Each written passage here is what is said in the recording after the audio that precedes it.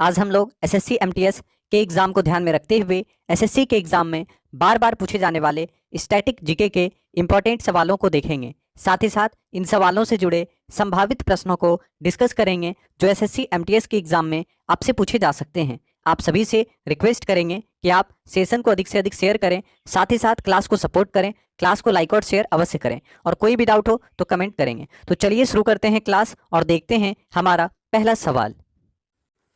मानव शरीर की सबसे लंबी हड्डी कौन सी है? Which is the longest bone in the human body? तो आंसर कीजिएगा लॉन्गेस्ट बोन कौन सी है। तो आप सभी जानते हैं कि थाई बोन यानी फीमर, फीमर जो कि एक थाई बोन है हमारे शरीर की सबसे लंबी हड्डी है। तो याद रखना है फीमर, फीमर जो कि जांघ में पाई जाती है यानी जांघ की हड्डी है फीमर, और ये हमारे शरीर की सबसे लंबी हड्डी है। तो याद रखना है हमारे शरीर की सबसे लंबी हड्डी है फीमर जो कि थाई बोन है। अगर आपसे पूछे सबसे छोटी हड्डी तो आप आंसर करेंगे सबसे छोटी हड्डी कौन सी है और कहाँ पाई जाती है। सबसे छोटी बोन कौन सी है और कहाँ पाई जाती है? तो आपको याद रखना है स्टेपिस। स्टेपिस जो है मानव शरीर की सबसे छोटी हड्डी है जो कि कान में पाई जाती है। समझ में आया? तो याद रखना है मानव शरीर की सबसे छोटी हड्डी है स्टेपिस जो कि कान में पाई जाती है। अगर आपसे पूछे लार्जेस्ट ग्लैंड कौन सा है तो आप आंसर करेंगे लार्जेस्ट ग्लैंड कौन सा है। मानव शरीर की सबसे बड़ी ग्रंथि कौन सी है पूछता है सवाल। तो आपको याद रखना है मानव शरीर की सबसे बड़ी ग्रंथि है लीवर, यकृत। यकृत जो है मानव शरीर की सबसे बड़ी ग्रंथि है, आप याद रखेंगे।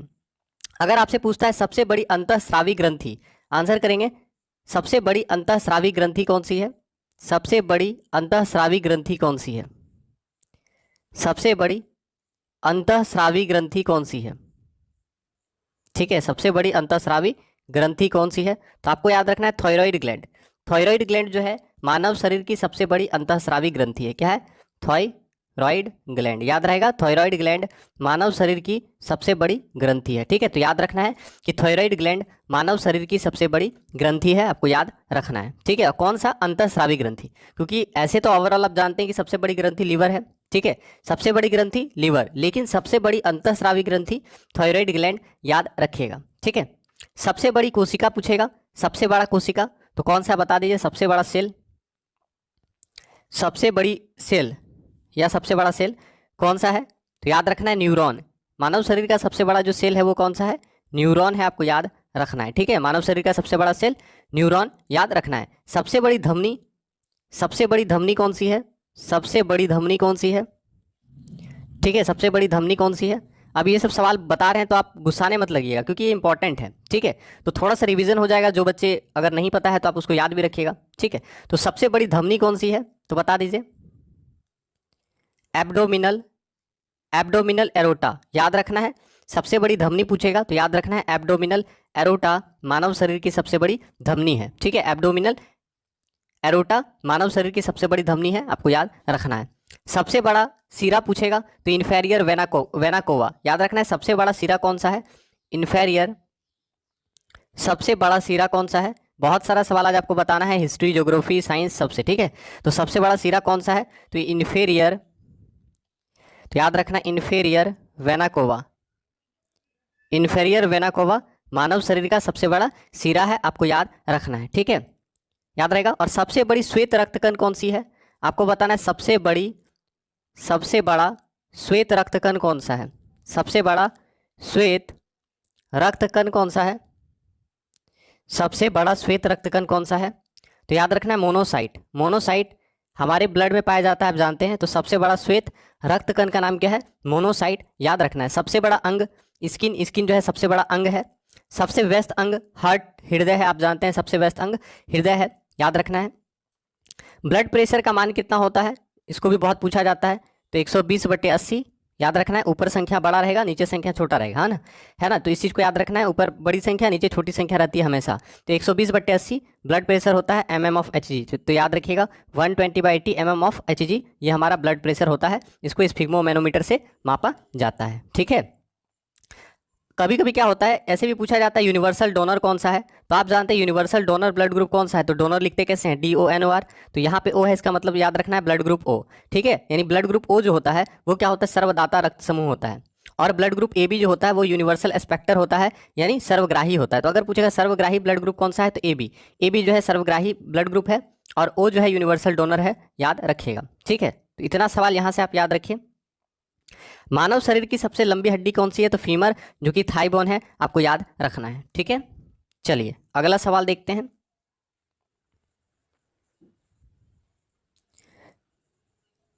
सवाल है, India is the largest economy in the world in 2018 on the basis of nominal GDP. Nominal GDP के आधार पर भारत 2018 में विश्व की सबसे बड़ी अर्थव्यवस्था थी। कितने नंबर की सबसे बड़ी अर्थव्यवस्था थी भारत 2018 में नॉमिनल जीडीपी के आधार पर? तो सबसे पहले तो आपको याद रखना है कि भारत का 2018 में जो पोजीशन था वो 5वां स्थान था या 7वां था, याद है? अब इन्हीं दोनों में आपको कन्फ्यूजन होगा, तो याद रखना है कि 2018 पूछा है, तो याद रखना नॉमिनल जीडीपी के आधार पर भारत 2018 में विश्व की 7वीं बड़ी अर्थव्यवस्था थी। कितनी बड़ी? 7वीं बड़ी। ठीक है, तो 2018 में भारत जो है विश्व की 7वीं बड़ी अर्थव्यवस्था थी, और अभी जो है 6 नंबर पे, 5वीं पे पहुंची थी, लेकिन फिर अभी जो है भारत जो है 6 नंबर पे है, याद रखना है। ठीक है, तो याद रखिएगा कि नॉमिनल जीडीपी के आधार पर भारत विश्व की 7वीं बड़ी अर्थव्यवस्था थी।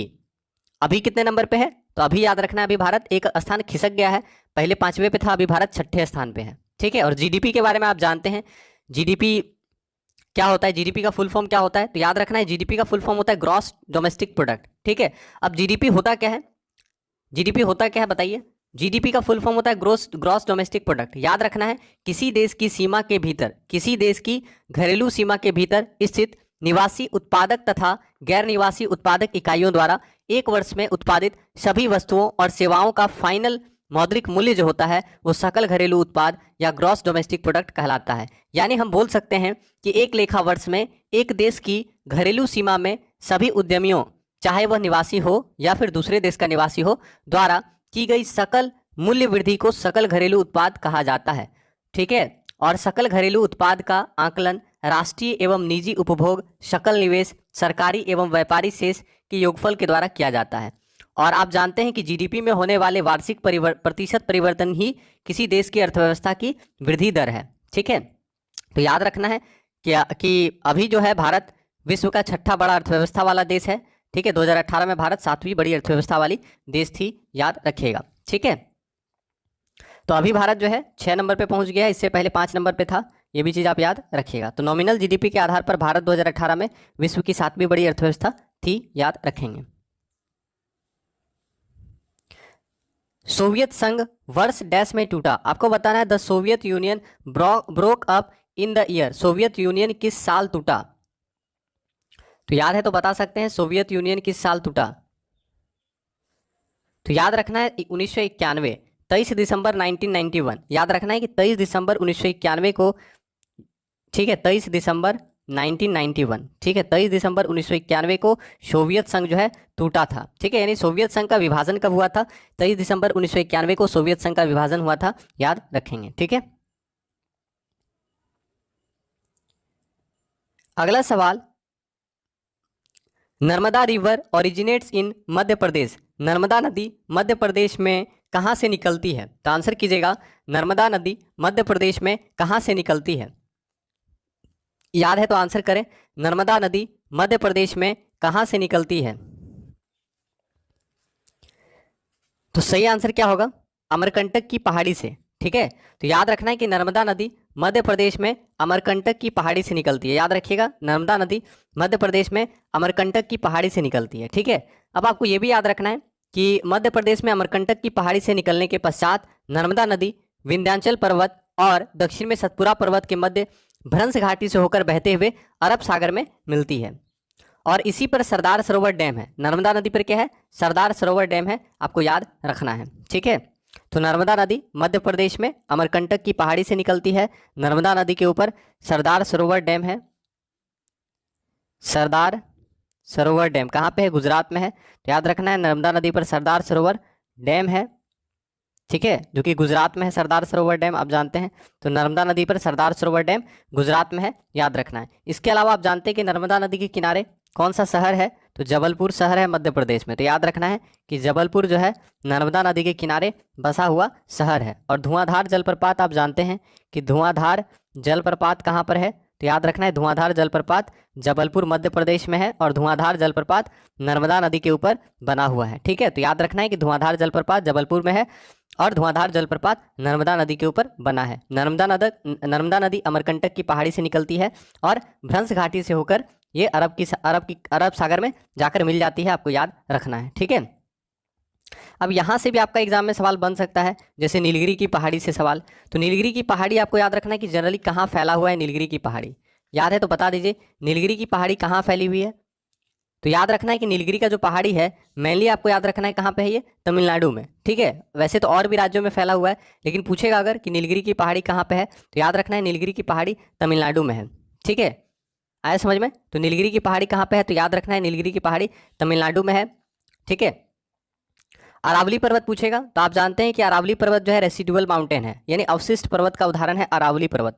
अरावली पर्वत जो है अवशिष्ट पर्वत है, मोड़दार अवशिष्ट पर्वत है, प्राचीनतम मोड़दार अवशिष्ट पर्वत है। तो अगर आपसे पूछेगा प्राचीनतम पर्वत कौन सा है या प्राचीन अवशिष्ट पर्वत कौन सा है, तो याद रखना है कि अरावली प्राचीन अवशिष्ट पर्वत है। और अरावली पर्वत जो है राजस्थान में, कहाँ है अरावली पर्वत, तो अरावली पर्वत राजस्थान में है। ठीक है, अरावली पर्वत राजस्थान में है, याद रखना है। और लूनी नदी कहाँ से निकलती है, तो याद रखना है लूनी नदी अरावली पर्वत से निकलती है। कहाँ से निकलती है, लूनी नदी अरावली पर्वत से निकलती है, और जो कि राजस्थान की बहुत महत्वपूर्ण नदी है। तो याद रखना है राजस्थान में बहती है लूनी नदी, जो कि अरावली पर्वत से निकलती है। ठीक है, और लूनी नदी जो है गुजरात के कच्छ में जाकर गायब हो जाती है। तो ये भी पूछता है कभी कभी कि राजस्थान की कौन सी महत्वपूर्ण नदी है, तो लूनी नदी कहाँ से निकलती है, अरावली पहाड़ी में, अरावली पहाड़ी से फिर कहाँ गायब हो जाती है, तो गुजरात के कच्छ में गायब हो जाती है, गुजरात के कच्छ के रण में गायब।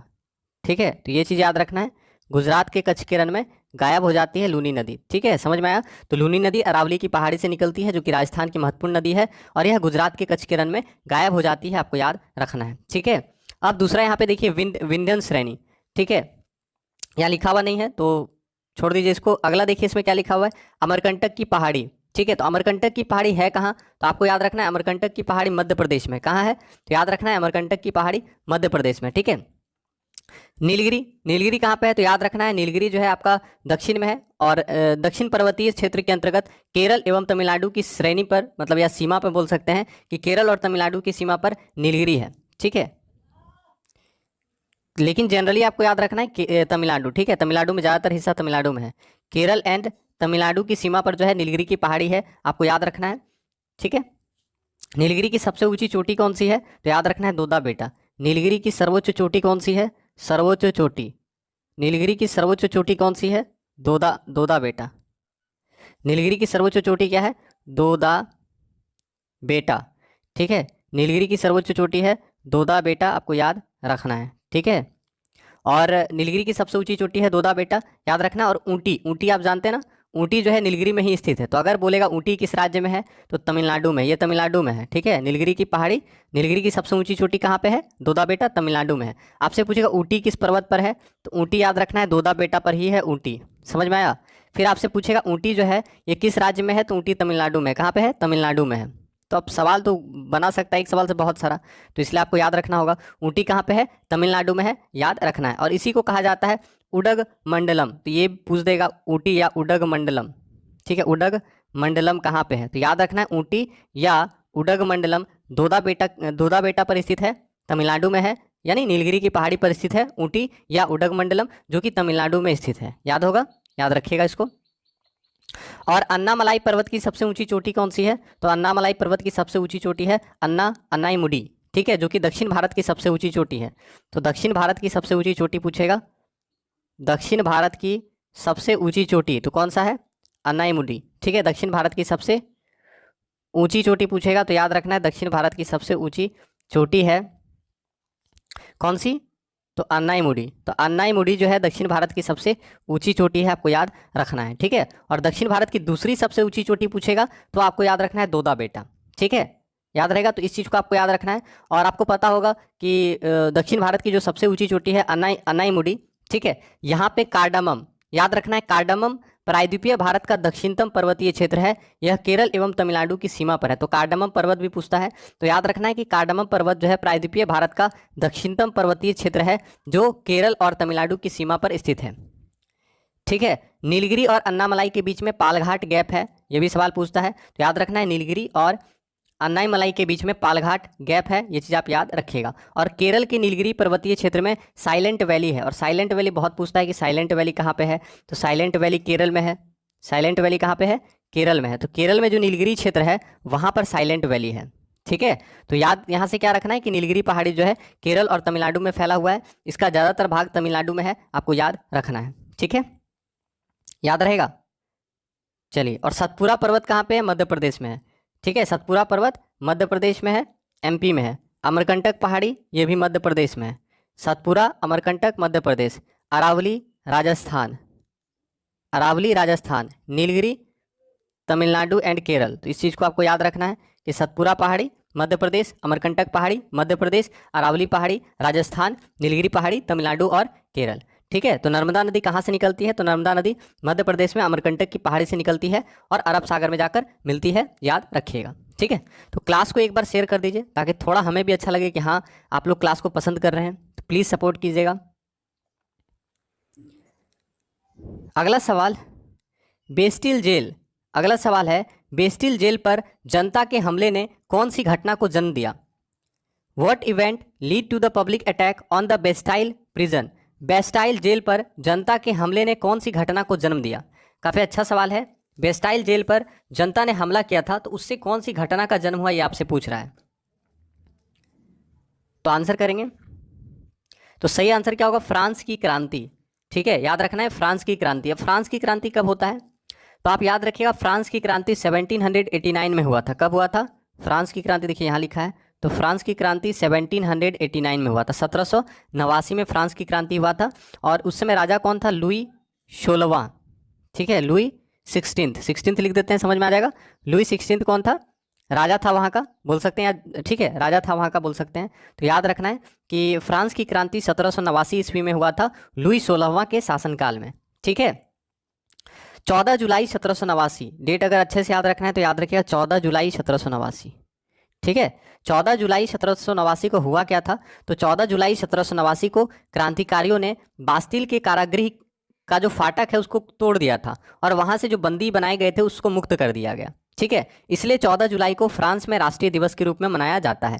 तो आपको याद रखना है कि बेस्टिल जेल पर जनता के हमले ने किस क्रांति को जन्म दिया, तो फ्रांस की क्रांति को जन्म दिया। फ्रांस की क्रांति कब हुई, 14 जुलाई 1789, किसके शासनकाल में, लुई 16 के शासनकाल में। फिर आपसे पूछेगा कि फ्रांस जो है, फ्रांस राष्ट्रीय दिवस कब मनाता है, फ्रांस जो है राष्ट्रीय दिवस कब मनाता है, तो आपको याद रखना है 14 जुलाई। समझ में आया, क्वेश्चन किसी भी तरह घुमा सकता है। राष्ट्रीय दिवस कब मनाया जाता है, 14 जुलाई को। क्यों, क्योंकि 14 जुलाई 1789 को फ्रांस की क्रांति हुई थी, इसलिए 14 जुलाई को राष्ट्रीय दिवस मनाया जाता है फ्रांस में। और आपको पता होगा स्वतंत्रता, समानता और बंधुत्व का जो कॉन्सेप्ट है हमारे संविधान में, जो स्वतंत्रता, समानता और बंधुत्व का कॉन्सेप्ट लिया गया है, ये कहाँ से लिया गया है, तो याद रखना है फ्रांस की राज्य क्रांति से ही लिया गया है। यानी ये जो फ्रांस का क्रांति हुआ था उसी में कॉन्सेप्ट आया था समानता, स्वतंत्रता और बंधुत्व का, ठीक है। ये चीज़ आपको याद रखना है। और एक चीज़ बहुत पूछता है, एक बोलेगा कौन सा ऐसा व्यक्ति था जो कहता था मैं ही राज्य हूँ, मतलब मैं ही राज्य हूँ, समझ रहे हैं, मैं ही राज्य हूँ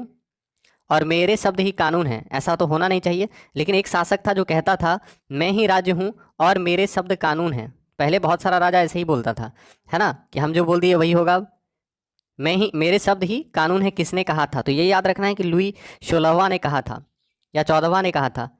आंसर करेंगे, मेरे ही राज्य, मैं ही राज्य हूँ और मेरे शब्द ही कानून है, किसने कहा था, याद है तो बता दीजिए। तो ये चीज़ आपको याद रखना है, लुई 14वां ने कहा था, ठीक है, एग्जाम में गलती ना हो। 14वां याद रखना है, लुई 14, ठीक है। लुई 14 ने कहा था कि मैं ही राज्य हूँ और मेरे शब्द ही कानून हैं, याद रखिएगा। और रूस, और याद रखना है कि फ्रांस की क्रांति किसके समय में हुआ था, लुई 16वां के समय में हुआ था। समझ में आया, फ्रांस की क्रांति लुई 16 के समय में हुआ था, ठीक है, लुई 16वां के समय में हुआ था। और यह कथन किसने कहा, तो याद रखना है मैं ही राज्य हूँ और मेरे शब्द ही कानून है, लुई 14वां ने कहा था, ठीक है। तो ये भी कभी कभी पूछता है एग्जाम में, तो इसलिए आपको दोनों में अंतर याद रखना है, ठीक है। अब रूस का क्रांति भी लिखा हुआ है, तो देखिए रूस का क्रांति से भी सवाल पूछता है। रूस का जो क्रांति था कब हुआ था, याद है, रूस में क्रांति हुआ था कब हुआ था, बता दीजिएगा। तो 16 अप्रैल 1917, याद रखना है 16 अप्रैल 1917 को रूस में क्या हुआ था, एक क्रांति हुआ था, ठीक है। तो रूस की क्रांति 1917, ईयर याद रखिएगा 1917, जिस साल चंपारण सत्याग्रह हुआ था उसी साल। तो याद रखना है 1917 रूस में क्रांति हुआ था और यह भारत में चंपारण सत्याग्रह हुआ था, जिसके जरिए तिनकठिया प्रथा को समाप्त किया गया था चंपारण सत्याग्रह के जरिए भारत में, है ना। तो रूस की क्रांति 1917 में हुआ था, याद रखना है। वैज्ञानिक समाजवाद का संस्थापक कार्ल मार्क्स थे। कार्ल मार्क्स जर्मनी के निवासी थे, याद रखना है। और कार्ल मार्क्स ने दास कैपिटल और कम्युनिस्ट मैनिफेस्टो नामक पुस्तक की रचना की है। कार्ल मार्क्स ने दुनिया के मजदूरों एक हो का नारा दिया है। कभी पूछेगा कि दुनिया के मजदूरों एक हो का नारा किसने दिया? कार्ल मार्क्स ने दिया है। कार्ल मार्क्स की पुस्तक कौन सी है? दास कैपिटल और कम्युनिस्ट मैनिफेस्टो, ठीक है। फिर आपसे पूछेगा कार्ल मार्क्स कहाँ के थे? जर्मनी के थे, बहुत पूछता है। और 1917 में रूस में जो क्रांति हुआ था उसका तात्कालिक कारण क्या था? पहला विश्व युद्ध, ठीक है। पहला विश्व युद्ध में रूस हार जाता है, जिसके वजह से 1917 में रूस में क्रांति होती है, आप याद रखिएगा। और 1917 का जो वोल्शेविक क्रांति है उसका नेता कौन था? लेनिन। लेनिन नेता था, आप याद रखिएगा। तो वोल्शेविक दल का नेता कौन था? लेनिन था, आपको याद रखना है, ठीक है। तो ये सब थोड़ा डीपली पढ़ने से समझ में आएगा, तो बाद में हम लोग कभी पढ़ेंगे। फिलहाल आपको यहाँ पे इतना याद रखना है कि बेस्टिल जेल पर जनता के हमले ने फ्रांस की क्रांति को जन्म दिया था। फ्रांस की क्रांति 14 जुलाई 1789 ईस्वी को हुआ था। 14 जुलाई को फ्रांस में राष्ट्रीय दिवस के रूप में मनाया जाता है। तो क्लास को एक बार शेयर कर दीजिए ताकि और भी बच्चे क्लास में आ सकें और क्लास का लाभ उठा सकें। पत्तियों में मौजूद हरा रंग किस नाम से जाना जाता है? आंसर करना है, पत्तियों में जो हरा रंग मौजूद होता है किस नाम से जाना जाता है? आप सभी जानते हैं, एकदम आसान सवाल है, तो क्लोरोफिल आंसर होगा, ठीक है। तो याद रखना है कि पत्तियों में जो हरा वर्ण पाया जाता है या रंग पाया जाता है उसे हम लोग क्या कहते हैं? क्लोरोफिल कहते हैं, याद रखना है। अब आपको बताना है कि क्लोरोफिल में कौन सा धातु पाया जाता है। तो याद है तो आंसर कर दीजिए, क्लोरोफिल में कौन सा धातु पाया जाता है। तो याद रखिएगा, क्लोरोफिल वर्णक मुख्यतः हरित लवक नामक पादप कोशिकांग में पाया जाता है। प्रकाश संश्लेषण की क्रिया के लिए पर्णहरित यानी क्लोरोफिल बहुत ही आवश्यक होता है। प्रकाश संश्लेषण क्रिया का केंद्र होता है क्लोरोफिल। पौधों की जिन कोशिकाओं में क्लोरोफिल उपस्थित नहीं होता है, केवल वे तो वे जो होगा प्रकाश संश्लेषण की क्रिया नहीं कर पाएगा। अगर उसमें क्लोरोफिल नहीं है तो प्रकाश संश्लेषण कैसे करेगा, है ना। तो याद रखना है, अगर कोई पौधा है जिसमें प्रकाश संश्लेषण क्रिया नहीं होता है, इसका मतलब क्या है? उसमें हरित लवक नहीं पाया जाता है, याद रखिएगा, ठीक है। और क्लोरोफिल में क्या पाया जाता है? तो क्लोरोफिल में मैग्नीशियम धातु पाया जाता है, याद रखना है। Mg धातु पाया जाता है। क्लोरोफिल में कौन सा धातु पाया जाता है? तो Mg धातु पाया जाता है, ठीक है। तो आपको याद रखना है कि पत्तियों में मौजूद हरा रंग क्लोरोफिल की उपस्थिति के कारण होता है। क्लोरोफिल में मैग्नीशियम धातु पाया जाता है, ठीक है। इस चीज़ को आप याद रखिएगा। तो क्लास को प्लीज़ आप लोग सपोर्ट कीजिए ताकि हमें भी थोड़ा अच्छा लगे, ना कि हमें निराश होना पड़े। अगला सवाल, भारतीय अर्थव्यवस्था का प्राथमिक क्षेत्र है is the primary sector of the Indian economy. भारतीय अर्थव्यवस्था का प्राइमरी क्षेत्र कौन सा है? तो बहुत आसान सवाल है, आंसर करेंगे भारतीय अर्थव्यवस्था का प्राइमरी क्षेत्र कौन सा है। तो आप जानते हैं कृषि से रिलेटेड जो क्षेत्र होगा वो क्या होगा? प्राइमरी सेक्टर के अंतर्गत आता है। तो ऑप्शन नंबर सी आपका सही आंसर होना चाहिए, है ना। आप याद रखिएगा, अर्थव्यवस्था का वह क्षेत्र जो प्रत्यक्ष रूप से पर्यावरण पर निर्भर करता है, याद रखना है। अर्थव्यवस्था का वह क्षेत्र जो प्रत्यक्ष रूप से पर्यावरण पर निर्भर करता है। किस पर निर्भर करता है? पर्यावरण पर निर्भर करता है, ठीक है। अर्थव्यवस्था का वह क्षेत्र जो प्रत्यक्ष रूप से पर्यावरण पर निर्भर करता है, जैसे भूमि, जल, वनस्पति और खनिज जैसे प्राकृतिक संसाधनों से जुड़ा हुआ होगा, जैसे कृषि, पशुपालन, मत्स्य पालन, खनन, इन सब से जुड़ी हुई गतिविधियों को हम लोग प्राइमरी सेक्टर के अंतर्गत रखते हैं। अब दूसरा सेक्टर कौन सा होता है, यानी द्वितीयक सेक्टर या सेकेंडरी सेक्टर कौन सा होता है? तो अर्थव्यवस्था का वह क्षेत्र जो प्राथमिक क्षेत्र के उत्पादों को अपनी गतिविधियों में कच्चे माल की तरह उपयोग करता है उसे द्वितीयक सेक्टर या फिर सेकेंडरी सेक्टर कहा जाता है। जैसे लौह इस्पात उद्योग, वस्त्र उद्योग, वाहन उद्योग, इलेक्ट्रॉनिक्स, ये सब जो होगा सेकेंडरी सेक्टर के अंतर्गत आता है। इसके बाद होता है एक टर्सरी सेक्टर यानी तृतीयक क्षेत्र। तृतीयक क्षेत्र में क्या होता है? अलग अलग प्रकार की सेवाओं को कंसीडर किया जाता है, अलग अलग प्रकार की सेवाओं का उत्पादन किया जाता है टर्सरी सेक्टर में। समझ में आ रहा है? जैसे अगर आप पूछेगा तृतीयक क्षेत्र में क्या आता है, तृतीयक क्षेत्र में क्या आता है, टर्सरी सेक्टर में क्या आता है? तो टर्सरी सेक्टर में आपको याद रखना है, जैसे बैंकिंग आ गया, यहाँ लिखा हुआ है ना बैंकिंग, तो बैंकिंग जो है टर्सरी सेक्टर में आ गया। इसके अलावा आप याद रख सकते हैं चिकित्सा जो है टर्सरी सेक्टर में आ गया। शिक्षा जो है टर्सरी सेक्टर में आ गया, ठीक है। तो याद रखना होगा ये सब सवाल कि तृतीयक क्षेत्र में क्या होगा, अलग अलग प्रकार की सेवाओं को तृतीयक क्षेत्र में कंसीडर किया जाता है, जैसे बीमा, बैंकिंग, चिकित्सा, शिक्षा, पर्यटन, ये सब क्या है, तृतीयक सेक्टर के अंतर्गत आता है। समझ में आ गया? कृषि याद रखना है, कृषि जो है वो प्राइमरी सेक्टर के अंतर्गत आता है, ठीक है। चलिए तो अगला सवाल देखते हैं। याद रखिएगा, भारतीय अर्थव्यवस्था का प्राथमिक क्षेत्र है कृषि। भारत का एक प्रमुख लौह अयस्क क्षेत्र है, आपको बताना है। India has a major iron ore field. Bharat का कौन सा राज्य है, कौन कौन सा राज्य है जो आयरन ओर के लिए काफ़ी ज़्यादा फेमस है? मोस्ट इंपॉर्टेंट सवाल है, कौन सा क्षेत्र है जो आयरन ओर के लिए काफ़ी ज़्यादा फेमस है? तो आंसर कर दीजिए, आंसर क्या होगा? तो सही आंसर क्या होगा? झारखंड और उड़ीसा का क्षेत्र। याद रखना है, भारत में झारखंड और उड़ीसा का क्षेत्र जो है ये आपका लौह अयस्क के लिए काफ़ी ज़्यादा इंपॉर्टेंस रखता है। यहाँ पे लौह अयस्क का बहुत प्रचुर मात्रा में भंडारण पाया जाता है। ठीक है, तो भारत का एक प्रमुख लौह अयस्क क्षेत्र कौन सा है? उड़ीसा और झारखंड क्षेत्र आप याद रखेंगे। भारत में लौह इस्पात उद्योगों के विकास क्रम की शुरुआत वर्ष 1874 ईस्वी में होती है, जब पश्चिम बंगाल में कुल्टी में बंगाल आयरन वर्क्स की स्थापना की जाती है। ठीक है, समझ में आया? लेकिन मेन जो होता है वो टिस्को आपको याद रखना है, टिस्को बहुत इंपॉर्टेंट है, टिस्को। ठीक है, ध्यान दीजिएगा, पहले तो ये क्वेश्चन आपको याद रखना है, लौह अयस्क क्षेत्र, प्रमुख लौह अयस्क क्षेत्र कौन कौन सा है? उड़ीसा और झारखंड। अब आपको यहाँ से जो इंपॉर्टेंट सवाल है वो हम बता रहे हैं। आपसे पूछेगा टिस्को, टिस्को का फुल फॉर्म क्या है?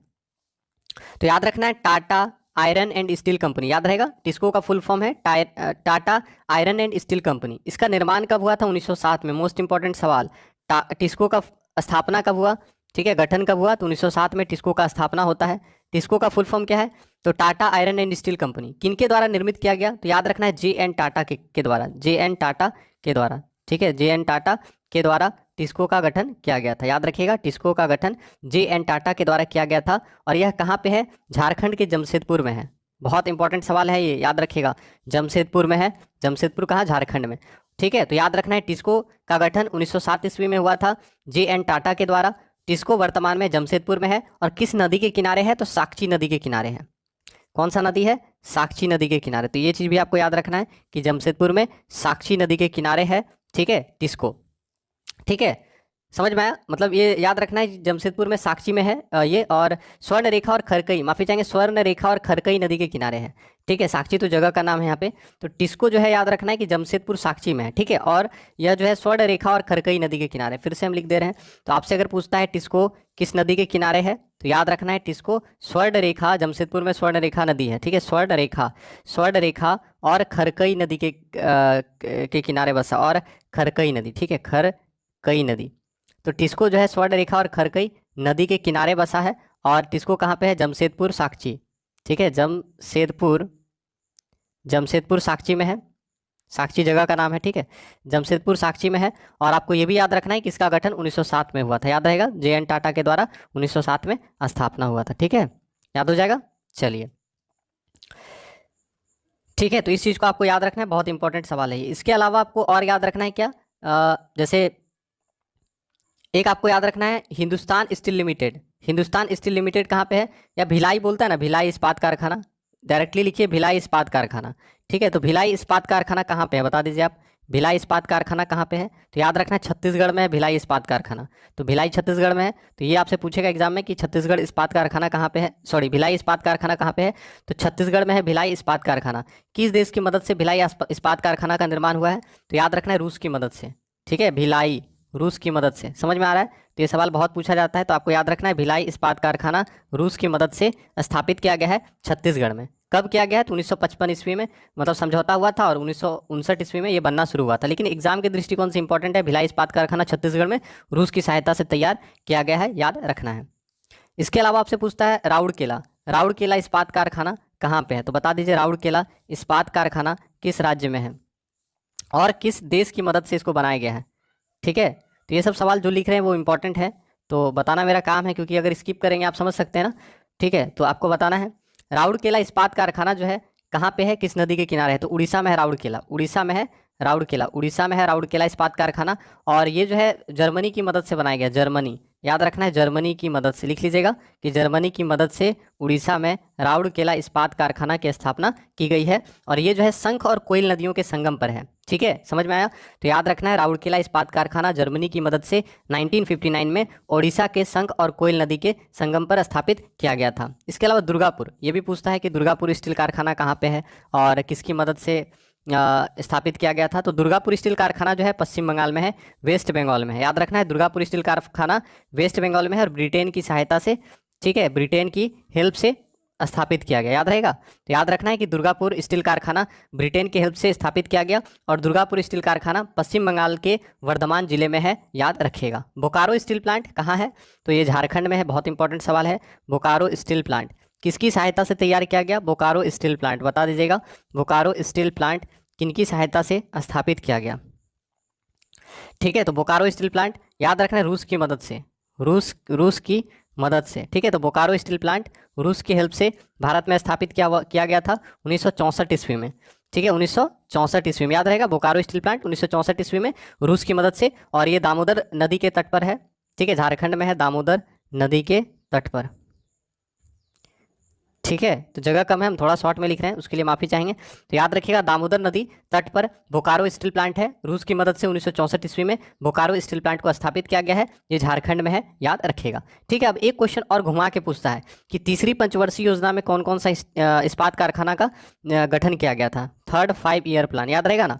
पहला पंचवर्षीय योजना 1951 से 56 याद है, हेराल्ड डोमर मॉडल पर आधारित था पहला पंचवर्षीय योजना। दूसरा पंचवर्षीय योजना पीसी महालनोबिस मॉडल पर आधारित था, याद रखिएगा। और तीसरा पंचवर्षीय योजना याद रखना है कि तीसरे पंचवर्षीय योजना में किसका किसका स्थापना हुआ था और दूसरे पंचवर्षीय योजना में किसका किसका स्थापना हुआ था, ठीक है, पूछ सकता है। तो तीसरा 5 ईयर प्लान में याद रखना है बोकारो स्टील प्लांट का स्थापना हुआ था, बोकारो स्टील प्लांट। तीसरा पंचवर्षीय योजना में बोकारो स्टील प्लांट का स्थापना हुआ था, इसका स्थापना हुआ था 1964 में, ठीक है, 1964, समझ में आया। तो थर्ड 5 ईयर प्लान में बोकारो स्टील प्लांट जो है ये स्थापित हुआ था रूस की मदद से 1964 में, ठीक है। और सेकेंड 5 ईयर प्लान पूछेगा, सेकेंड 5 ईयर प्लान में, सेकेंड 5 ईयर प्लान में, तो सेकेंड 5 ईयर प्लान में याद रखना है एक तो आपका दुर्गापुर, ठीक है, दुर्गापुर स्टील कारखाना कहाँ पे है, वेस्ट बंगाल में, फिर से हम शॉर्ट में लिख दे रहे हैं, वेस्ट बंगाल में है दुर्गापुर स्टील कारखाना, ठीक है, याद रखना है। इसके अलावा राउरकेला, राउरकेला कहाँ पे है, जर्मनी की मदद से राउरकेला स्थापित किया गया था, है ना। राउरकेला स्टील कारखाना उड़ीसा में है, तो राउरकेला उड़ीसा में है, ठीक है, ये दो हो गया। और एक आपको याद रखना है भिलाई, छत्तीसगढ़ में है भिलाई, ठीक है, भिलाई छत्तीसगढ़ में। तो आपको याद रखना है कि दूसरा जो पंचवर्षीय योजना था उसमें मुख्य रूप से तो आप जानते हैं कि उद्योग पर ध्यान दिया गया था।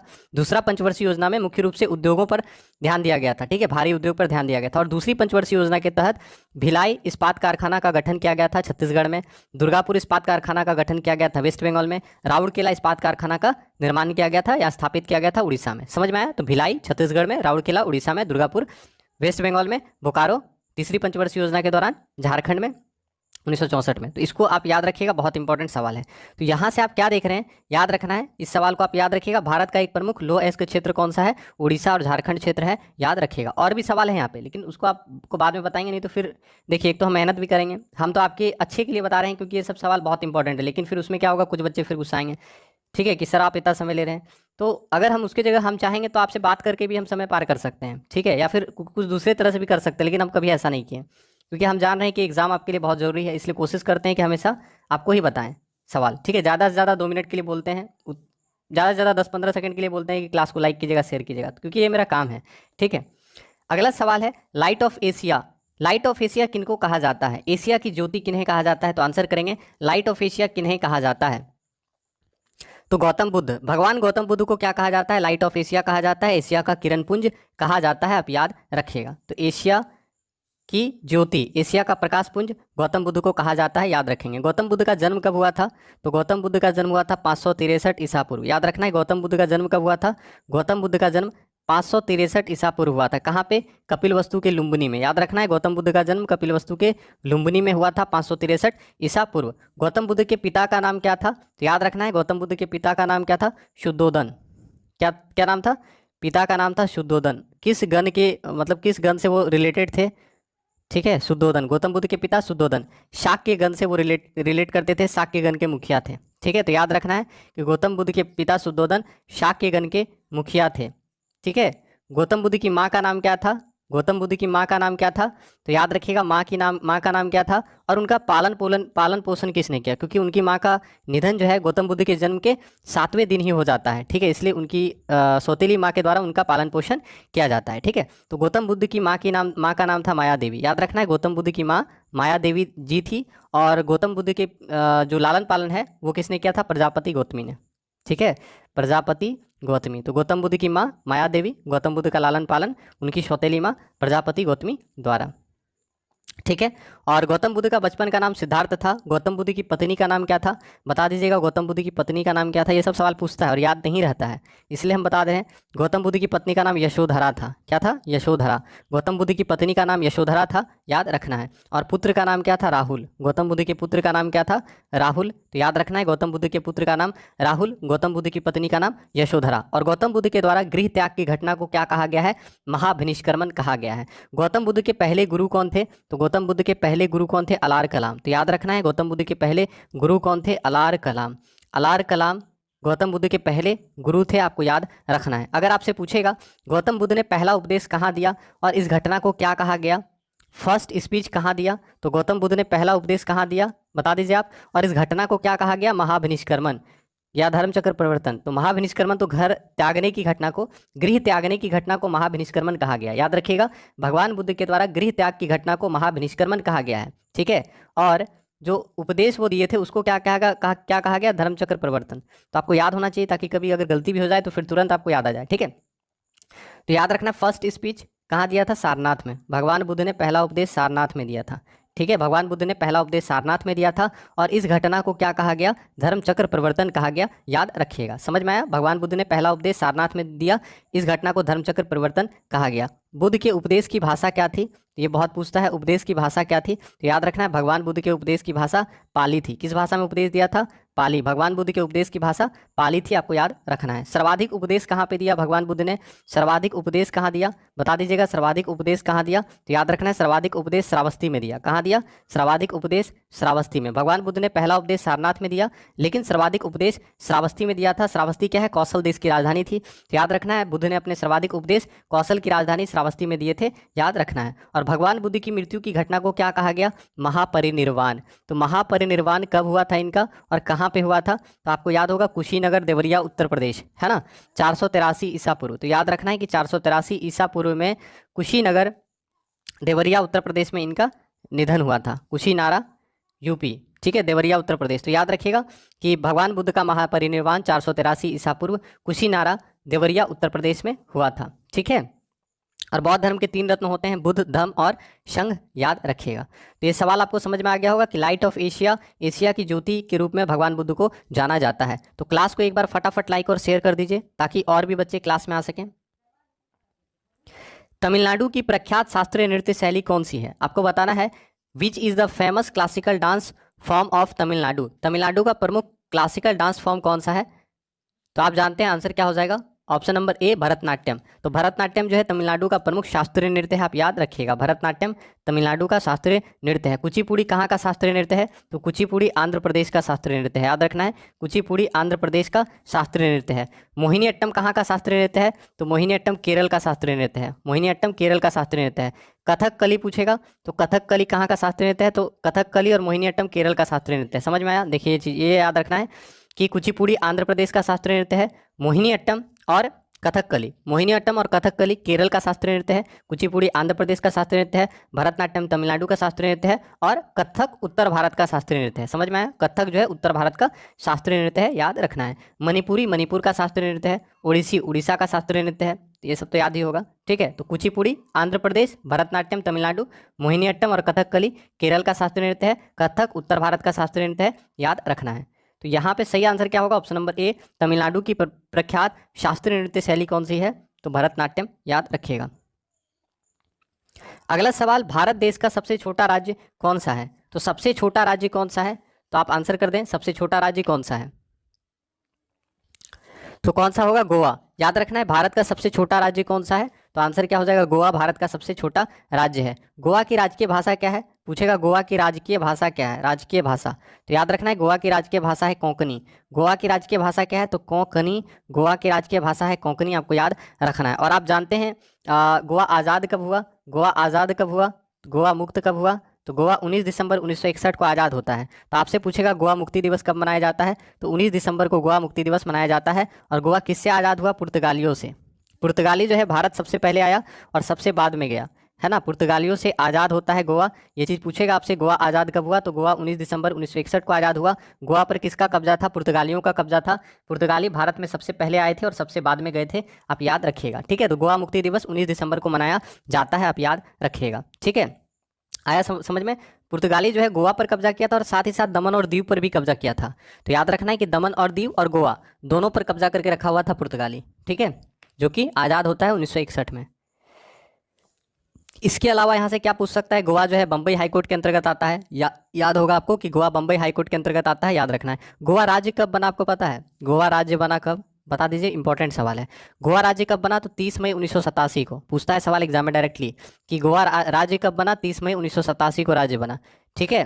क्योंकि गोवा जब आज़ाद हुआ ना तब उसको केंद्र शासित प्रदेश बनाया गया था। गोवा जब आज़ाद हुआ 19 दिसंबर 1961 को, तो गोवा को केंद्र शासित प्रदेश बनाया गया था, यूनियन टेरिटरी बनाया गया था, लेकिन बाद में गोवा को राज्य बना दिया गया 30 मई 1987 को। समझ में आया। तो याद रखना है 30 मई 1987 को गोवा को राज्य बना दिया गया और दमन और दीव को केंद्र शासित प्रदेश का दर्जा दे दिया गया, ठीक है। तो पूछ सकता है ये सवाल। तो गोवा राज्य कब बना, 30 मई 1987 को याद रखना है, ठीक है। और गोवा में बहुत सारा पर्यटन स्थल है, जैसे आपसे पूछ सकता है, एक पूछ सकता है सलीम अली पक्षी अभ्यारण्य कहाँ पे है, सलीम अली पक्षी अभ्यारण्य। डॉक्टर सलीम अली को आप जानते हैं बर्ड्समैन ऑफ इंडिया कहा जाता है। सलीम अली पक्षी अभ्यारण्य कहाँ पे है, गोवा में है, सलीम अली पक्षी अभयारण्य, ठीक है। तो याद रखेंगे सलीम अली पक्षी अभ्यारण्य गोवा में है। इसके अलावा महावीर स्वामी, मोस्ट इंपॉर्टेंट सवाल है, महावीर स्वामी वन्य जीव अभ्यारण्य कहाँ पे है, महावीर स्वामी वन्य जीव अभ्यारण्य। तो याद रखेंगे महावीर स्वामी वन्य जीव अभ्यारण्य कहाँ पे है, तो गोवा में है महावीर स्वामी वन्य जीव अभयारण्य, इसको आप लिख लीजिएगा, ठीक है। महावीर स्वामी वन्य जीव अभयारण्य कहाँ पे है, गोवा में है, याद रखना है। कैथेड्रल चर्च, कैथेड्रल चर्च भी गोवा में है, कैथेड्रल चर्च, कैथेड्रल चर्च कहाँ पे है, तो कैथेड्रल चर्च भी गोवा में है, आपको याद रखना है, ठीक है। मालेम राष्ट्रीय उद्यान कहाँ पे है, तो मालेम राष्ट्रीय उद्यान भी, मालेम नेशनल पार्क, ठीक है, शॉर्ट में लिख दे रहे हैं, मालेम नेशनल पार्क कहाँ पे है, तो गोवा में। तो cathedral church Goa, Mollem national park Goa, Salim Ali पक्षी अभ्यारण्य गोवा, महावीर स्वामी वन्य जीव अभ्यारण्य गोवा, याद रखना है। वास्को डिगामा शहर भी गोवा में है, तो पूछेगा वास्को डिगामा शहर कहाँ पे है, तो गोवा में है वास्को डिगामा शहर। तो इतना सवाल याद रखना है कि भारत का सबसे छोटा राज्य कौन सा है, तो गोवा जो है भारत का सबसे छोटा राज्य है, याद रखना है। ये क्षेत्रफल के अनुसार से पूछा है, ठीक है, क्षेत्रफल के अनुसार से एरिया में कौन सा सबसे छोटा राज्य होगा, गोवा जो है भारत का सबसे छोटा राज्य है, क्षेत्रफल के अनुसार आप याद रखिएगा। और सिक्किम जनसंख्या के मामले में, जनसंख्या के अनुसार से सबसे छोटा राज्य कौन सा है, जनसंख्या में सबसे छोटा राज्य, पता होगा आपको ये सब सवाल पता होना चाहिए। जनसंख्या में सबसे छोटा राज्य कौन सा है, तो याद रखना है जनसंख्या में सबसे छोटा राज्य है सिक्किम, ठीक है, समझ में आया। तो क्षेत्रफल की दृष्टि से सबसे छोटा राज्य गोवा और जनसंख्या में सबसे छोटा राज्य सिक्किम है, याद रखेंगे। तो चलिए अगला सवाल देखते हैं। प्लीज़ क्लास को आप लोग सपोर्ट करें ताकि थोड़ा हमें भी खुशी मिले कि हाँ हम आप लोगों के लिए मेहनत कर रहे हैं, तो आप भी क्लास को पसंद कर रहे हैं, ठीक है। अगला सवाल, ओलंपिक में रजत पदक जीतने वाली पहली भारतीय महिला कौन है, आंसर करेंगे ओलंपिक में रजत पदक जीतने वाली पहली भारतीय महिला खिलाड़ी कौन है, याद रहेगा तो आंसर करें। आसान सवाल एकदम, ओलंपिक में रजत पदक जीतने वाली पहली भारतीय महिला खिलाड़ी कौन है, पीवी सिंधु। तो याद रखना है कि पीवी सिंधु ओलंपिक में रजत पदक जीतने वाली यानी सिल्वर मेडल जीतने वाली पहली महिला खिलाड़ी कौन है, पीवी सिंधु, आप याद रखिएगा, ठीक है। तो ओलंपिक में रजत पदक जीतने वाली पहली महिला खिलाड़ी हैं पीवी सिंधु, इनको बैडमिंटन के लिए मिला है, याद रखना है, ठीक है। साइना नेहवाल भी बैडमिंटन प्लेयर हैं, आप जानते हैं, ठीक है। अगला सवाल, at which of the following places did the Indian National Congress meet in 1920, निम्नलिखित में से किस स्थान पर 1920 में भारतीय राष्ट्रीय कांग्रेस का बैठक हुआ था, ठीक है। तो आंसर कीजिएगा 1920 में भारतीय राष्ट्रीय कांग्रेस का बैठक कहाँ पे हुआ था। और ये भी इंपॉर्टेंट सवाल है क्योंकि आपको याद होगा कि 1920 में जो बैठक हुआ था इंडियन नेशनल कांग्रेस का, उसी के बाद असहयोग आंदोलन का शुरुआत हुआ था, आपको पता है ना, तो असहयोग आंदोलन से जुड़ा हुआ है, ठीक है। तो बताइए मतलब असहयोग आंदोलन का प्रस्ताव यहीं पे पास हुआ था, है ना, तो इसलिए पूछ सकता है। तो बताइए कौन सा स्थल पे 1920 का राष्ट्रीय इंडियन नेशनल कांग्रेस का अधिवेशन हुआ था। तो सही आंसर क्या होगा, नागपुर, याद रखना है आपका आंसर क्या होगा, नागपुर। 1920 का नागपुर अधिवेशन याद रखना है, 1920 में नागपुर में इंडियन नेशनल कांग्रेस का बैठक हुआ था। अब इससे जुड़ा हुआ सवाल क्या क्या हो सकता है उसको हम लोग थोड़ा सा देख सकते हैं, ठीक है। तो आप याद रखिएगा 1920 में इंडियन नेशनल कांग्रेस का नागपुर अधिवेशन हुआ था और इसमें असहयोग आंदोलन का कार्यक्रम का अनुमोदन हुआ था, ठीक है। तो ये चीज़ याद रखना, 1920 में भारतीय राष्ट्रीय कांग्रेस का बैठक कहाँ हुआ था, नागपुर में। और इस अधिवेशन में क्या हुआ था, असहयोग आंदोलन को स्वीकृति मिला था, ठीक है। सीधा से याद रखिएगा असहयोग आंदोलन से जुड़ा हुआ था ये यहाँ पे, ठीक है। और असहयोग आंदोलन कब हुआ था, तो असहयोग आंदोलन 1 अगस्त कब हुआ था बता दीजिए, 1 अगस्त 1920 को हुआ था, याद है ना, कितना बार बताए हैं, असहयोग आंदोलन 1 अगस्त 1920 को हुआ था। और इसी दिन क्या हुआ था, हम लोगों ने तिलक जी को खो दिया था। तो तिलक जी की मृत्यु भी हुई थी, आपसे कितना बार पूछा जाता है एग्जाम में कि बाल गंगाधर तिलक जी की मृत्यु कब हुई थी, तो आपको याद रखना है कि बाल गंगाधर तिलक जी की जो मृत्यु हुई है वो असहयोग आंदोलन के पहले दिन होती है, यानी कब होता है, 1 अगस्त 1920 को। समझ में आया? तो 1 अगस्त 1920 को बाल गंगाधर तिलक जी की मृत्यु होती है और 1 अगस्त 1920 को ही असहयोग आंदोलन शुरू होता है। और असहयोग आंदोलन का जो अनुमोदन है वो कब होता है, तो 1920 के नागपुर अधिवेशन में होता है, याद रखना है, ठीक है। और 1920 का जो नागपुर अधिवेशन है इसका अध्यक्ष कौन थे, याद है? तो बता दीजिए, याद है तो थोड़ा सा टफ हो सकता है। याद है तो याद रखना है, सी विजय राघव, सी विजय राघव चेरियार, याद रहेगा, सी विजय राघव चेरियार। तो याद रखना है कि भारतीय राष्ट्रीय कांग्रेस का 1920 का अधिवेशन का अध्यक्ष कौन थे, याद रखना है सी विजय चेरियार, ठीक है। विजय राघव चेरियार जो है 1920 के नागपुर अधिवेशन के इंडियन नेशनल कांग्रेस के अध्यक्ष थे, याद रखिएगा, ठीक है। और इसमें क्या हुआ था, कांग्रेस ने पहली बार देशी रियासतों के प्रति नीति घोषित की थी और साथ ही साथ असहयोग आंदोलन के कार्यक्रम का अनुमोदन किया गया था, ठीक है, याद रखिएगा। और आप जानते हैं इंडियन नेशनल कांग्रेस का पहला अधिवेशन कब हुआ था, तो इंडियन नेशनल कांग्रेस का पहला अधिवेशन 1885 ईस्वी में बंबई में हुआ था। और इंडियन नेशनल कांग्रेस के पहले अध्यक्ष थे WC बनर्जी, व्योमेश चंद्र बनर्जी इंडियन नेशनल कांग्रेस के पहले अध्यक्ष थे जिन्होंने 1885 ईस्वी के बंबई अधिवेशन की अध्यक्षता की थी। कांग्रेस का पहला अधिवेशन बंबई के ग्वालियर टैंक स्थित गोकुलदास तेजपाल संस्कृत कॉलेज में हुआ था, याद रखना है। और भारतीय राष्ट्रीय कांग्रेस शब्द जो है, ये जो कांग्रेस नाम है किसने दिया, दादा भाई नौरोजी ने दिया है, क्योंकि इसका पहले नाम क्या था, तो याद रखना है इंडियन नेशनल कांग्रेस का पहले नाम जो था वो था भारतीय राष्ट्रीय संघ, लेकिन बाद में दादा भाई नौरोजी जी के सुझाव पर भारतीय राष्ट्रीय संघ का नाम बदलकर भारतीय राष्ट्रीय कांग्रेस कर दिया गया, याद रखना है, ठीक है। तो क्लास को प्लीज आप लोग सपोर्ट कीजिए, थोड़ा सा क्लास को आप लोग लाइक नहीं किए तो लाइक कर दीजिएगा। श्रीलंका में गृह युद्ध कब समाप्त हुआ, आंसर करेंगे, श्रीलंका में गृह युद्ध कब समाप्त हुआ, ठीक है, अच्छा सवाल है, श्रीलंका में गृह युद्ध कब समाप्त हुआ,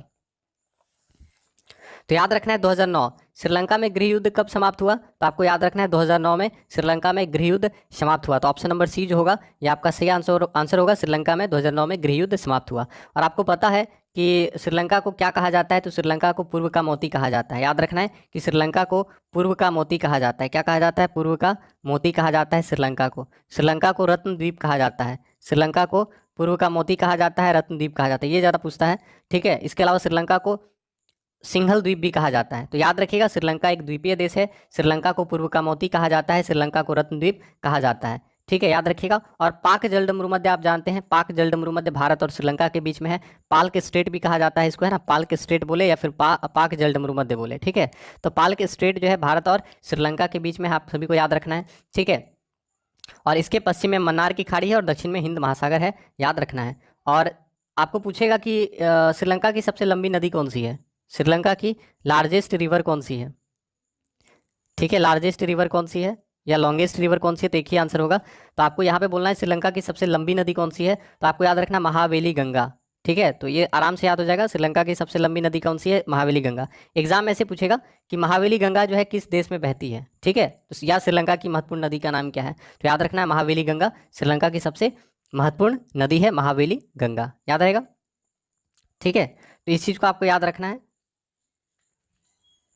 और इसका राजधानी भी पूछ सकता है ना, राजधानी से शायद बहुत सवाल बन सकता है, तो एक बार देख लेते हैं। श्रीलंका का पूर्व राजधानी क्या था, बता दीजिएगा, श्रीलंका की पूर्व राजधानी क्या थी। पहले जो राजधानी था बहुत आसान था, याद हो जाता था तुरंत, है ना। श्रीलंका की पूर्व राजधानी कोलंबो, याद रखना है, श्रीलंका की पूर्व राजधानी कोलंबो। कोलंबो जो है श्रीलंका की पूर्व राजधानी थी, ठीक है, पूर्व राजधानी क्या थी, कोलंबो थी, ठीक है। और कोलंबो जो है सबसे बड़ा नगर है श्रीलंका का। अगर पूछेगा श्रीलंका का सबसे बड़ा नगर कौन सा है, तो याद रखना है श्रीलंका का सबसे बड़ा नगर है कोलंबो, जो कि श्रीलंका की पूर्व राजधानी थी। आया समझ में, इस चीज़ को आपको याद रखना है। और श्रीलंका का प्राचीन राजधानी पूछेगा, प्राचीन राजधानी मतलब बहुत पहले राजधानी। श्रीलंका की प्राचीन राजधानी क्या थी, कैंडी। श्रीलंका की प्राचीन राजधानी क्या थी, कैंडी, ठीक है। तो याद रखना है श्रीलंका की प्राचीन राजधानी क्या थी, कैंडी। ये भी ठीक नाम था, कैंडी श्रीलंका की प्राचीन राजधानी। लेकिन अभी जो नाम है वो क्या है, श्रीलंका की वर्तमान राजधानी क्या है, अभी राजधानी कौन सा है, तो श्री जयवर्धनपुरे कुट्टे। तो ये भी आसान है, आप जानते हैं महिला जयवर्धने श्रीलंका के क्रिकेटर थे और कप्तान थे, तो उन्हीं के नाम के जैसा मिल रहा है ना, तो आराम से याद रख सकते हैं आप, श्री जयवर्धनपुरे कुट्टे, श्री जयवर्धने पूरा कुट्टे, ठीक है। तो लेकिन बड़ा नाम है, तो याद रखना है कि श्रीलंका का वर्तमान राजधानी कौन सा है, तो श्रीलंका का वर्तमान में राजधानी है श्री जयवर्धनापुरे कोट्टे। याद रहेगा, राजधानी लिख रहे हैं तो श्रीलंका का पूर्व राजधानी पूछेगा तो कोलंबो। श्रीलंका की प्राचीन राजधानी कैंडी। श्रीलंका का वर्तमान राजधानी श्री जयवर्धनपुरे कोट्टे। ठीक है, याद रखिएगा। और भारत और श्रीलंका के बीच में एक द्वीप को लेकर विवाद है, तो कौन सा द्वीप है, कच्चा तीवु द्वीप। ठीक है, तो कच्चा तीवु द्वीप को लेकर भारत और श्रीलंका के बीच में कभी कभी विवाद होता है, यानी विवाद का ये इशू है, वैसे कुछ होता नहीं है। ठीक है, तो कच्चा तीव द्वीप पूछेगा, किन दो देशों के बीच में विवाद है, तो भारत और श्रीलंका के बीच में। ठीक है, भारत और श्रीलंका के बीच में, याद रखना है। ठीक है, भारत और श्रीलंका के बीच में कच्चा तीव द्वीप है, याद रखिएगा। ठीक है, तो श्रीलंका में गृह युद्ध कब समाप्त हुआ, 2009 में श्रीलंका में गृह युद्ध समाप्त होता है, आप याद रखिएगा। ठीक है, जीन जैकस एक प्रसिद्ध था, आपको बताना है जीन जैकस किस क्षेत्र से जुड़े हुए थे। जीन जैकस क्या थे, तो जीन जैकस एक थिंकर थे, एक चिंतक थे, आप याद रखिएगा। जीन जैकस एक थिंकर थे, तो सही आंसर क्या होगा, ऑप्शन नंबर बी, याद रखिएगा। तो क्लास को प्लीज़ आप लोग सपोर्ट कीजिए, शेयर कर दीजिए, और लाइक नहीं किए हैं तो लाइक कर दीजिएगा। लावनी कौन से राज्य का लोकप्रिय नृत्य है, आपको बताना है लावनी किस राज्य का नृत्य है। तो लावनी किस राज्य का नृत्य है, बता दीजिए। महाराष्ट्र, याद रखना है, महाराष्ट्र का प्रमुख लोक नृत्य है लावनी। लावनी है और भी है, तो लावनी याद रखना है कि महाराष्ट्र का प्रमुख लोक नृत्य है। ठीक है, इसके अलावा नकटा, नकटा याद रखना है महाराष्ट्र का लोक नृत्य है। तमाशा, तमाशा कहाँ का लोक नृत्य है, महाराष्ट्र का लोक नृत्य है। ठीक है, तो लावनी, नकटा, तमाशा महाराष्ट्र का प्रमुख लोक नृत्य है, आप याद रखिएगा। ठीक है, तो महाराष्ट्र के प्रमुख लोक नृत्य लावनी, नकटा, तमाशा, याद रखिएगा। राजस्थान का पूछ देगा तो क्या होगा आंसर, राजस्थान का प्रमुख लोक नृत्य कौन कौन सा है, तो याद रखना है झूमर। झूमर जो है राजस्थान का लोक नृत्य है, झूमर राजस्थान का लोक नृत्य है। इसके अलावा गणगौर, तो गणगौर भी याद रखना है, झूमर, गणगौर राजस्थान का प्रमुख लोक नृत्य है, याद रखिएगा। ठीक है, राजस्थान का प्रमुख लोक नृत्य कौन कौन सा हो जाएगा, झूमर और घनघोर, याद रखना है। गुजरात का पूछेगा तो गुजरात का लोक नृत्य कौन कौन सा है बता दीजिएगा। डांडिया तो सबको पता होगा, गरबा डांडिया है ना, तो गरबा डांडिया, गरबा और डांडिया गुजरात का प्रमुख लोक नृत्य है, याद रखना है। गरबा और डांडिया। टिप्पानी, टिप्पानी भी गुजरात का प्रमुख लोक नृत्य है, तो गरबा, डांडिया और टिप्पानी गुजरात का प्रमुख लोक नृत्य है, आप याद रखिएगा। इसके अलावा आपसे पूछ सकता है आपसे पूछ सकता है एक बहुत अच्छा है यक्षगान। हाँ, यक्षगान आपसे पूछता है कि यक्षगान क्या है, तो याद रखना है यक्षगान लोक नृत्य है, और बच्चे गलती करके इसको मार देते हैं शास्त्रीय नृत्य। तो याद रखना है यक्षगान लोक नृत्य है, और कहाँ का लोक नृत्य है बता दीजिए, कहाँ का लोक नृत्य है, कर्नाटक। याद रखना है कर्नाटक का लोक नृत्य है यक्षगान, याद रहेगा। यक्षगान क्या है, एक लोक नृत्य है, किस राज्य का लोक नृत्य है, तो यक्षगान कर्नाटक का लोक नृत्य है, आपको याद रखना है, बहुत इंपॉर्टेंट सवाल है ये। ठीक है, इसके अलावा आपको कुछ राज्य का बता देते हैं लोक नृत्य फटाफट। जैसे आपसे पूछ सकता है गोवा, गोवा का लोक नृत्य क्या है, तो ढकनी, मांडी, झागोर। ठीक है, अरुणाचल प्रदेश का लोक नृत्य पूछेगा तो मुखौटा नृत्य बहुत ज़्यादा पूछा जाता है।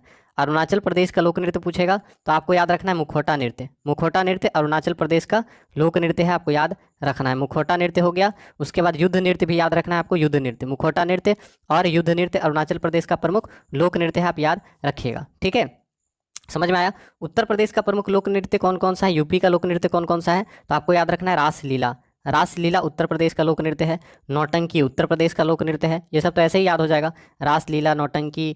ठीक है, झूला, झूला उत्तर प्रदेश का लोक नृत्य है। कजरी, कजरी उत्तर प्रदेश का लोक नृत्य है। ठीक है, चाचरी, चाचरी उत्तर प्रदेश का लोक नृत्य है। जैता उत्तर प्रदेश का लोक नृत्य है। ठीक है, तो ये सब याद कब होगा, पढ़ते पढ़ते।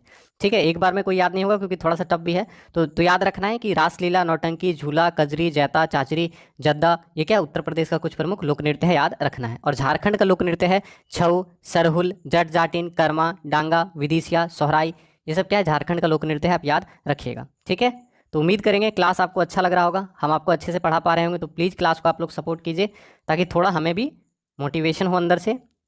अगला सवाल, एक पक्षी जो कि शांति का प्रतीक है, तो आप सभी जानते हैं कि शांति का प्रतीक किन्हें कहा जाता है, तो कबूतर, कबूतर को शांति का प्रतीक माना जाता है, तो कबूतर जो है शांति का प्रतीक है, याद रखेंगे।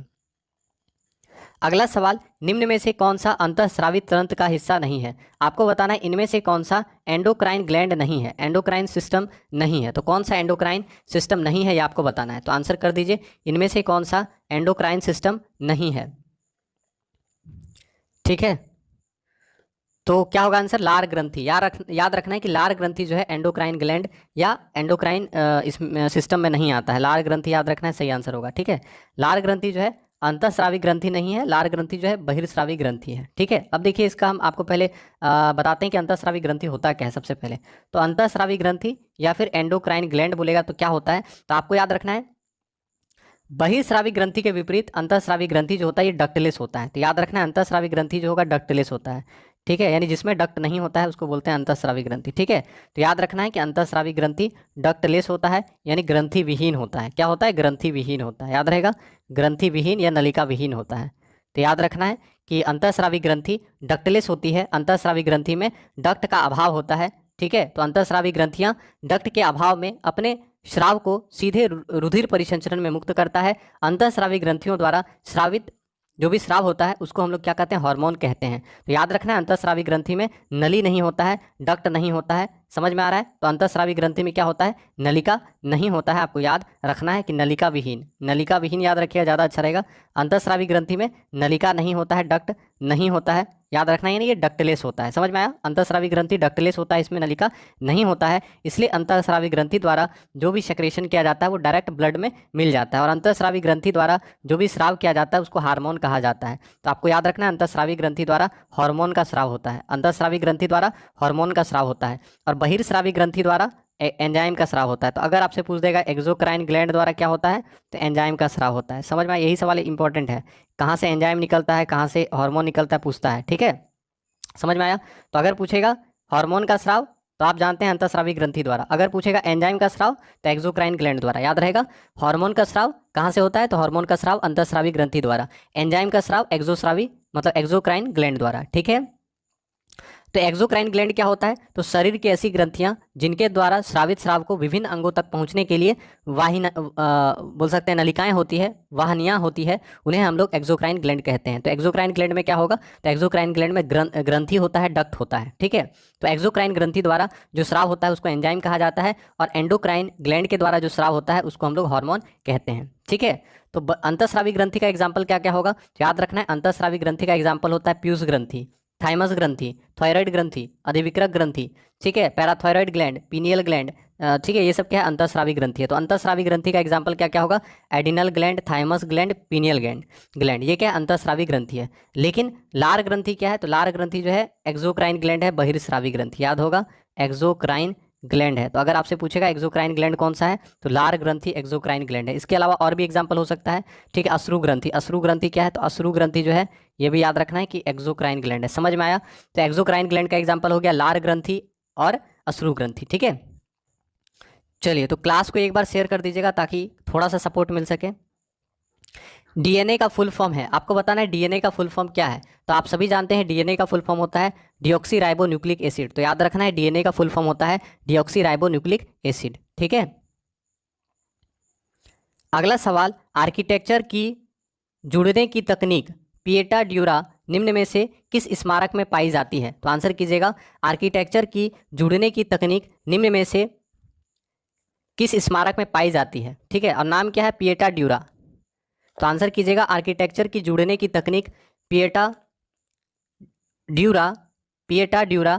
ठीक है, किस स्मारक में पाई जाती है, तो सही आंसर क्या होगा, ताजमहल।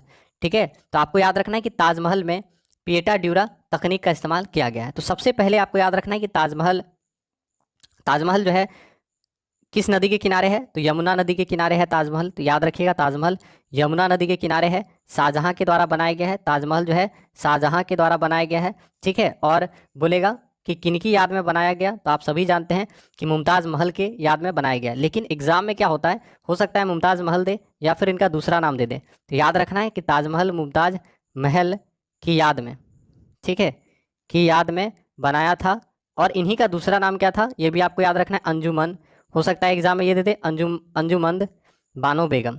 ठीक है, तो आपको दोनों याद रखना होगा ना, अंजुमंद बानो बेगम। तो याद रखना है मुमताज़ महल या अंजुमंद बानो बेगम की याद में ताजमहल का निर्माण करवाया गया था शाहजहां के द्वारा। समझ में आया, तो याद रखना है कि शाहजहां द्वारा मुमताज़ महल या अंजुमंद बानो बेगम की याद में ताजमहल का निर्माण करवाया गया था। और ताजमहल को यूनेस्को के द्वारा विश्व विरासत स्थल की सूची में शामिल किया जा चुका है, आपको याद रखना है। ठीक है, समझ में आया, ये चीज़ आप याद रखिएगा। 1983 में किया गया था ताजमहल को यूनेस्को के द्वारा शामिल, ठीक है, एक बार देख लीजिएगा।